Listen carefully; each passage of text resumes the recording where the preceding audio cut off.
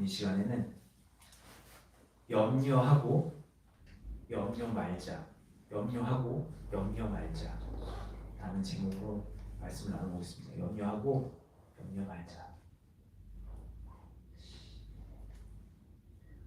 우리는 살면서 삶의 많은 문제들을 직면하게 됩니다.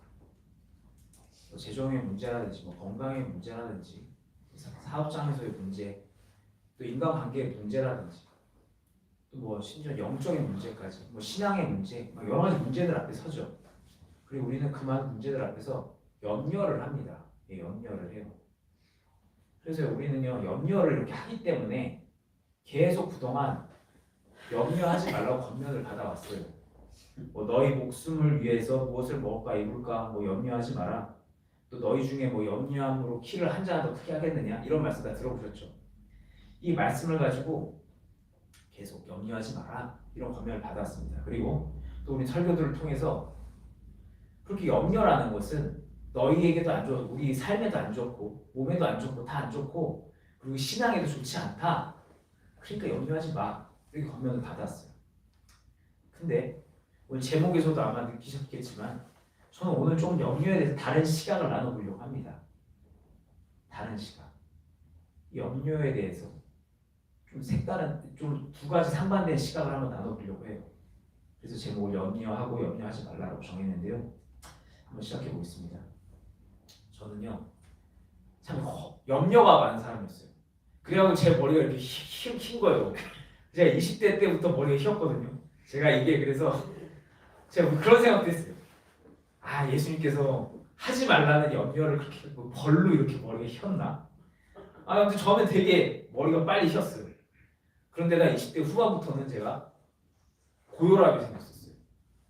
지금은 이제 혈압이 정상으로 돌아왔지만 어떻게 돌아왔어요. 하나의 은혜로. 근데 그 당시에는 진짜 혈압이 막 150, 170, 막 170, 그리고 나중에 30대 초반에는 180, 200까지 올라가더라고요.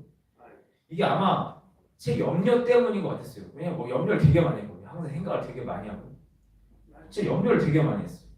그래서 염려가 정말 저한테는 너무 해로운 것들이었거든요. 그래서 당연히 염려하지 말라는 말씀이 저한테는 되게 중요한 말씀이었죠. 그런데요, 이게 되게 조심스러운 표현인데 지금에 와서 제가 돌이켜보니까 저의 그 염려요, 저를 이렇게 깎아냈었던 그 염려가 저의 신앙을 지금 이만큼 키워왔더라고요. 염려가 저를 여기까지 만들어줬었어요. 저의 이 나눔에 아니 예수님께서 하지 말라는 그 염려로 신앙이 성장했다고? 라는 의문이 드실 수도 있는데요. 한번 생각해 볼게요. 시편을 읽어보신 분들은 다윗이라는 사람이 엄청 마음고생 많이 했다는 걸 아실 거예요. 다윗 엄청 마음고생 많이 했어요. 또 어떻게 보면 당연하죠. 그 삶을 보면 어린 시절에는 또 막내였잖아요.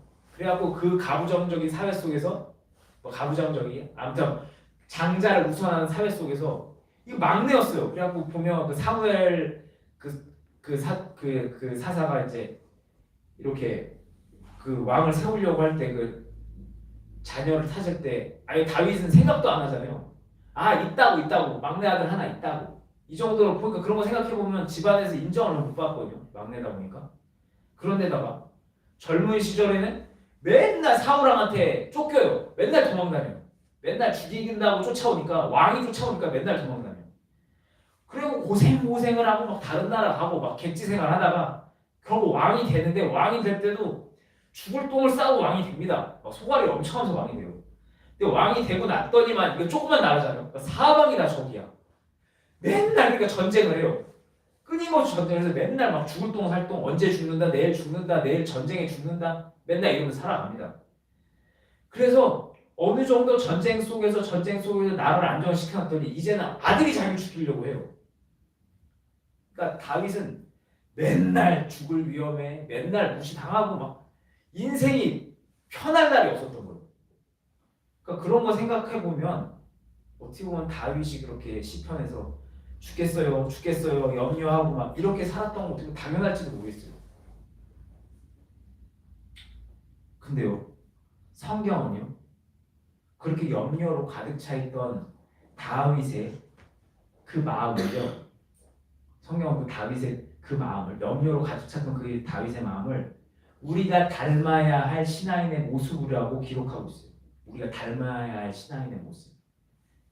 아니 성경 어디에 다윗의 그 걱정스러운 삶을 우리가 닮아야 할 신앙의 모습이라고 기록하고 있냐 이렇게 의문을 가지실 수 있는데요. 직접적으로 그런 말씀은 없어요. 하지만 조금 딴소리지만 저는요. 성경의 이 시편을 우리에게 남겨주신 이유가 성경의 기록 당시에 그 사람들의 그 마음이 있잖아요. 그들의 심령, 하나님과 교제하며 살아가고 있는 그 사람들의 그 마음 상태가 어땠는지를 기록해 주시기 위해서 주셨다 생각해요. 그리고 그것뿐만 아니라 그 마음 상태를 지금의 살고 있는 우리가 본받게 하기 위해서, 닮게 하기 위해서 주셨다고 생각을 합니다. 그리고 저는 특별하게 하나님께서 하나님의 마음에 합한 사람, 흡족했던 사람, 그 다윗의 마음을 시편에 많이 기록해 주시면서 그 다윗의 모습을 통해서 하나님께서 기뻐하시는 모습이 어떤 것인지, 신앙인의 모습이 어떤 것인지, 신앙인은 어떤 마음을 갖고 살아가는 건지 그걸 보여주시고 닮아가라고 이렇게 기록해 주셨다고 생각을 해요.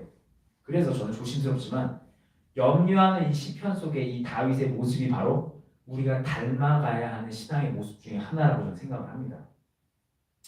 그리고 실제로 저는 그 다윗과 같이 진짜 시편의 고백을 보면 정말 깜짝 놀라요. 제가 염려하고 기도했던 그 모습이 여기 그대로 써 있어. 경험해 보셨죠? 그러니까 그 염려, 고민, 그 시편에 그대로 기록된 거예요. 그러면서 저는 그 다윗이 성장하는 것처럼 저도 그렇게 성장해 왔었거든요. 근데 여기까지 들어보시면 그럼에도 약간 혼란이 생기실 수 있어요. 왜? 예수님께서 분명 염려하지 말라고 하셨거든요. 그런데 저는 지금 성도님들 앞에서 염려가 영적 성장에 도움이 됐다. 더군다나 하나님께서는 그런 염려하는 모습을 담길 원하신다. 이런 얘기를 하고 있는 거예요. 그러니까 오히려 저의 이런 나눔에 어떤 분들께서는 지금 마치 야, 얘 염려 많이 해놓고 이거 합리화시키려고 하네. 이렇게 생각하실 수도 있을지도 모르겠어요. 근데 저는 이 시간 한번 생각해보기 원합니다. 상황을 한번 생각해보는 거예요. 염려 아무것도 안 하고 마냥 좋다. 마냥 좋아. 그런 모습이 진짜 참된 신앙인의 모습일까요? 오늘 다뤘던 시편의 다윗의 고백을 생각해 보시고요. 구약에 있는 아브라함과 이삭과 야곱 그리고 선지자들의 삶을 기억해 보세요. 진짜 찾아보면요. 그들이 끊임없이 염려했음을 보여주거든요. 그들은 계속 염려했어요. 선지자들도 계속 염려했어요. 마음 아파하고 눈물 흘리고 하나님께 막 가슴을 찢으며 기도를 했거든요. 그런데 예수님께서 그렇게 말씀하셨단 말이죠. 근데 그런 삶을 살았던 사람들이 그렇게 아브라함과 이삭과 야곱 그다음 선지자들은 근데 동시에 또 이런 말씀이었어요. 예수님께서는 그런 그 염려 속에 살았던 신앙인들을 향해서 누가복음 13장 28절에 이렇게 말씀하세요. 너희가 아브라함과 이삭과 야곱과 모든 선지자는 하나님 나라에 있고 오직 너희는 밖에 쫓겨날 것을 볼 때 거기서 슬피 울며 이를 갈리라. 그러니까 성경은 염려하며 삶을 살았던 그들을 하나님 나라에 있을 거라고 얘기를 하고 있거든요. 그러니까 한마디로 예수님께서는 염려하지 말라는 말씀도 하셨지만 동시에 염려하며 살았던 그들의 삶을 향해서 하나님 나라에 있을 사람들이라고 얘기를 하셨다는 거예요.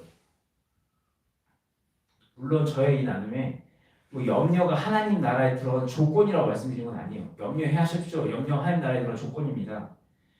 이렇게 말씀드린 건 아니지만 하나님 나라에 있다고 인정받았던 사람들은 하나같이 염려하면서 신앙을 지켜왔다는 거예요.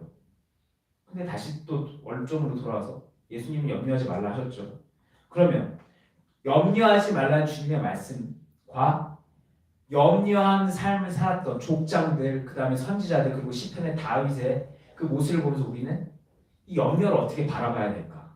이 염려를 어떻게 바라봐야 될까? 어떻게 보면 이 모순처럼 보이는 이 성경의 기록 속에서 우리는 어떻게 뭘 염려를 바라봐야 될까?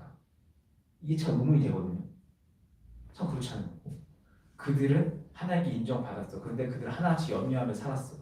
예수님께서는 야, 염려하는 거 안 돼. 염려하지 마. 염려하지 마. 이런 말씀을 하셨어. 오순다라고 되는 것처럼 보이잖아요. 근데 우리는 이 모순처럼 보이는 말씀 속에서 중요한 사실을 하나 발견할 수 있어야 돼요. 그게 뭐냐? 염려하는 신앙인을 기록했던 구약과 염려하지 말라는 말씀이 기록된 신약 사이에는 예수님이 계셨다는 거예요. 예수님. 자, 그래서 이걸 근거로 우리 이렇게 생각해 볼 수 있어요. 좀 억지스럽다고 생각할 수도 있는데요.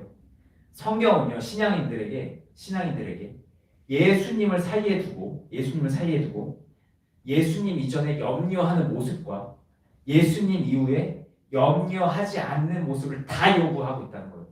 그러니까 성경은요, 신앙인들에게 염려하라고 하고요, 염려하지 말라고 하고 있다는 거예요. 두 가지를 다 요구하고 있어요. 쉽게 말해서 신앙인들은 염려해야 하고요, 또 염려하지 말아야 합니다. 모순적이죠. 근데 왜 이렇게 되는지 설명을 드려볼게요. 우리는요, 시대적으로 볼 때 분명 신약을 살고 있어요. 신약 시대를 살고 있어요. 근데요, 좀 조심스럽지만 이렇게 말씀드리고 싶어요. 우리가 비록 시간대적으로 보면 신약을 살고 있지만 우리는요, 신약이라는 세계 안에서 보면 신구약을 다 살아가고 있어요. 신구약을 우리는 다 살아가고 있다. 그래서 아마 성경을 신구약을 다 주셨던 것 같아요. 우리는 신구약을 다 살아가고 있어요. 이게 무슨 소리냐면 우리가 아무개 집사에게 교회 오세요. 교회 오면 좋아요. 이런 말을 들었다 이거예요. 그래서 교회를 다녀. 그래서 교회 안에서 이것저것 교회 법이나 문화 이런 것들을 배웁니다. 그러면 교회와 하나님에 대해서 배워가요. 아, 하나님 이렇게 믿는 거구나. 이런 것들 지켜야 되는구나. 이런 걸 배워가요. 근데 아직 예수님 못 만났어. 근데 교회에서 이것저것 하나님 믿는 거 저런 거네. 이렇게 해야 되네. 요런 상태, 서서히 하나님과 교회를 알아가는 상태, 요 상태가 저는 구약이라고 말하고 싶어요. 구약인 거예요. 구약. 그 상태는 구약입니다. 그리고 그 상태에 있는 신앙인들, 구약에 살고 있는 신앙인들은 구약에 있는 신앙인들처럼 염려해야 돼요. 마냥 좋다.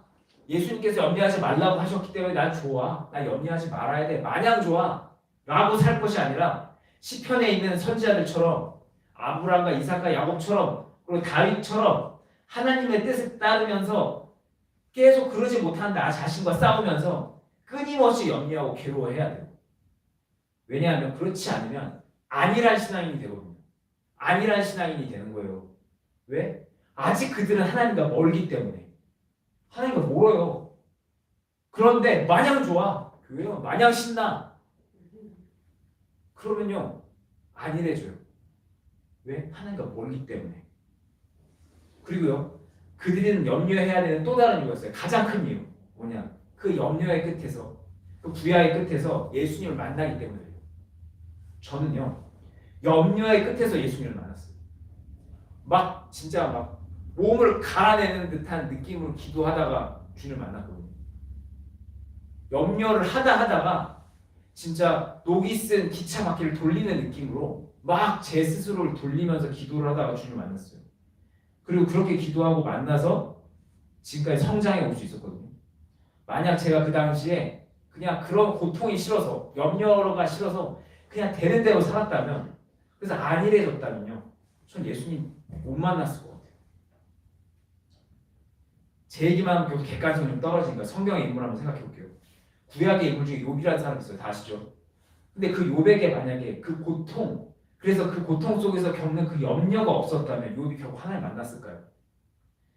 만약 욥이 직면한 문제 앞에서 계속해서 하나님을 붙잡으면서 염려하면서 계속 싸우지 않았다면, 그래서 괴로워하지 않았다면 그 아내의 말대로 그냥 그 고통 속에서 그냥 진짜 인생 더럽네. 하나님 따라왔더니 인생 이렇네. 그래. 아내 말대로 하나님 욕하고 그냥 쿨하게 떠나자. 해버렸다면요. 그러니까 시원시원하게 살았다면요. 신앙생활에서 시원시원하게 살았다면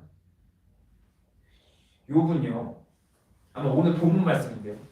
욥기 42장 5절 말씀이에요. 욥기 42장 5절 말씀. 욥기 42장 5절 말씀. 사실 오늘 본문 말씀은 시편 중 다윗의 시편 전체가 본문이고 아브라함부터 야곱까지 나오는 창세기가 다 본문이고 선지자들의 고백이 담긴 구약이 다 본문인데 다 염려하지 말라 이런 말씀이 담겨져 있는 말씀들도 다 본문이에요. 그런데 아직 하나님을 만나지 못하신 분들께서 이런 마음을 가지셨으면 좋겠어서 한번 오늘 같이 읽어볼 거예요.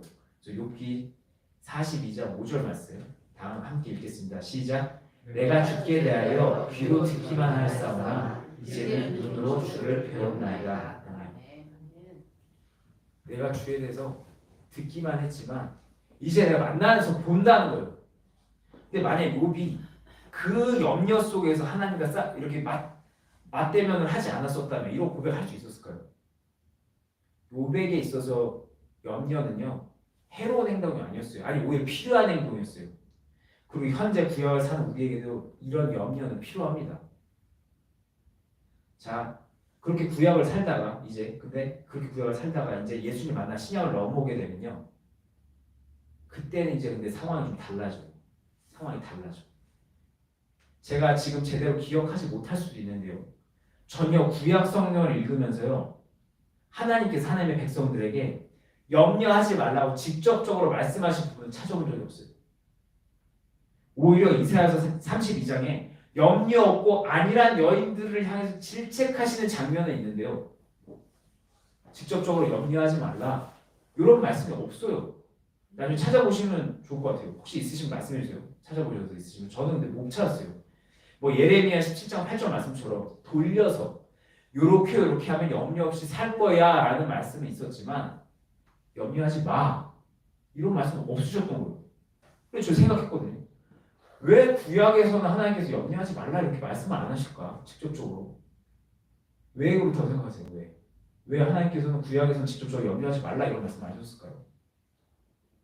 그 이유는 구약에는 염려를 대신 맡아줄 사람이 없어서 그래요. 구약에 염려를 맡아줄 대상이 없었어. 염려주를 맡아줄 대상 누군지 아시죠? 예수님이 없었던 거예요. 구약과 신약 사이에 있는 예수님이 계시지 않았기 때문에 구약에서는 염려하지 마라고 말씀을 못하시고, 원래 염려는 해야 돼요. 해야 돼. 왜? 안일하지 않으려고. 그런데 신약에서는 염려를 하지 말라 해. 왜? 근데 구약에서 그 말씀을 못해. 왜? 염려를 맡아줄 대상. 그러니까 염려는요 하지 않는 게 아니라 맡기는 대상이에요. 그러니까 신앙인들은 염려를 해야 돼요. 근데 그걸 맡길 수 있어서 염려하지 말라고 해서 그러신 거거든요. 어쨌든 신약으로 넘으면 신앙인들은 그 염려를 대신 맡아줄 예수님이란 분이 생기기 때문에 상황이 달라졌던 거예요. 그래서 그동안 구약을 지낼 때는 염려로 나의 신앙을 지켜왔지만, 염려는 나의 신앙을 지켜줘요. 그래서 구약을 지낼 때 염려로 나의 신앙을 지켜주지만 예수님을 만나고 신약에 들어서게 되면 나를 지켜왔던 그 염려를 예수님께 맡김으로 우리는 자유함을 누릴 수 있게 돼요. 그래서 맡기라고, 그래서 염려하지 말라고 예수님께서 하셨던 거예요. 이렇게 신앙인들은 예수님을 만나고 만나지 못하고를 기준으로 염려를 해야 하고와 염려를 하지 말아야 하고가 결정이 됩니다. 항상 하지 말아야만 된다는 생각하는 염려를 이렇게 좀 새로운 시각으로 설명을 드리려다 보니까 이제 내용이 복잡하고 길어졌는데요. 그래서 잠깐 끊고 추려서 좀 권면을 드려볼게요. 일단 지금 아직 하나님을 인격적으로 만나지 못하셔서 구약을 살고 있다 하시면 염려하시기 바랍니다. 염려하셔야 돼요. 맥 놓고 있으면 안 됩니다. 멍하니 다 잘 되겠지 안일하게 계시면 안 돼요. 다시 말씀드리지만 전 염려 속에서 하나님을 만났어요.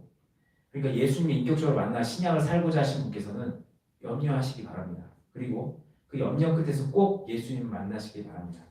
그리고 이때 또 기억할 게 하나 있어요. 그게 뭐냐? 이때 염려는 하시되 하나님 안에서 염려하셔야 된다는 거예요. 구약의 염려를 하셔야 돼요.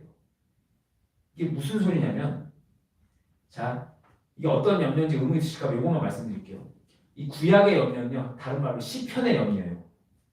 그러니까 피부에 와닿게 설명하면 염려 한가운데 항상 하나님과 연관 짓는 거예요. 하나님과 연관 짓는 염려를 하는 거예요. 삶의 모든 문제 앞에서 염려를 해. 근데 그 가운데 항상 하나님과 연관되는 그 이어지는 끈을 놓치지 않는 염려를 하는 거예요. 예를 들어보면 건강 염려를 한다 이거예요. 건강. 근데 이게 내가 아프면 어쩌지 하면서 병원 생각하고 뭐 사람들 생각하면서 노심초사하고 있어. 그래서 인터넷 의지하고 있어. 그러면서 그 걱정 염려 속에 하나님은 없어. 그러니까 하나님 밀어내. 그러니까 맨날 주사 생각하고 뭐 어디 아픈 거 생각하면서 고민하고 하지만 그 가운데 하나님은 없어. 이 상태의 염려가 아니라 이런 스타일의 염려가 아니라 그 염려 속에 하나님을 항상 끌고 오는 거예요. 염려의 처음과 끝에 항상 하나님을 두는 거죠. 하나님을 의식하면서 하나님을 닮는 거예요. 그게 구약의 염려거든요. 그게 신앙인의 염려, 신앙인이 해야 되는 염려, 그게 구약의 염려. 선지자들 기억해 보시기 바랍니다. 시편의 말씀들을 기억해 보세요. 염려의 처음과 끝에 다 하나님이 있어요. 속속이나 하나님 소리만 해요. 계속 하나님을 의식하면서 염려했던 거예요. 사건들마다 그냥 염려하면서 하나님을 찾아요. 그러면서 그렇게 하나님을 찾다가 응답을 받죠. 그리고 염려를 해소해 갑니다. 그게 구약이에요. 그게 구약의 삶이에요. 저는 그렇게 구약의 염려를 성도님께 사시길 바라요. 그리고 그 염려의 끝에서 성령님의 조명을 받아 그리스도의 영의 조명을 받아서 예수를 만나시기 바라겠습니다. 이제 말씀을 마무리해서 권면을 드리겠습니다. 신앙인들에게 있어서 염려는요, 그동안 우리가 생각해왔던 것처럼 나쁜 것만은 아니에요. 아니요, 오히려 필요해요. 필요해. 우리 마냥 행복하게 살면 안 돼요. 항상 두려움과 떨림으로 이 신앙을 지켜가야 돼요. 왜냐? 염려함 없이 안일한 신앙생활하면 우리는 언제든지 넘어질 수 있거니와 가장 중요한 그 염려의 끝에서 우리가 예수님을 만날 수 있기 때문에 그래요. 하지만 그 염려의 끝에서 예수님을 만나게 되면 그때부터 우리는 우리의 신앙을 염려로만 채워서는 안 돼요. 왜냐하면 우리에게는 모든 염려를 나에게 맡기라고 하신 예수님이 계시기 때문에 그래요. 그래서 이 시간 말씀을 다 추려서 정리해 보면 이렇습니다. 아직 그리스도 안에서 그리스도 아니라는 신약 안에 들어가지 못하신 분들께서는 계속 염려하시고요. 만약 조명 가운데 예수님을 만나셨다면, 그리고 만약에 만나셨는데 아직도 조명이 다 받지 못해서 그 부분은 여전히 구약이시라면 그런 분들께서 계속 염려하시되 하나님을 만나셔서 조명을 받으셔서 그리스도 안에서 맡김이 뭔지, 그리스도 안에서 동행이 뭔지 그 삶을 알게 되셨다면 맡기셔서 그 자유함이라는 특권을 한번 누려보시기 바라겠습니다. 오늘 나눔을 여기서 마치겠습니다. 도움이 되셨기를 바라면서 기도하겠습니다.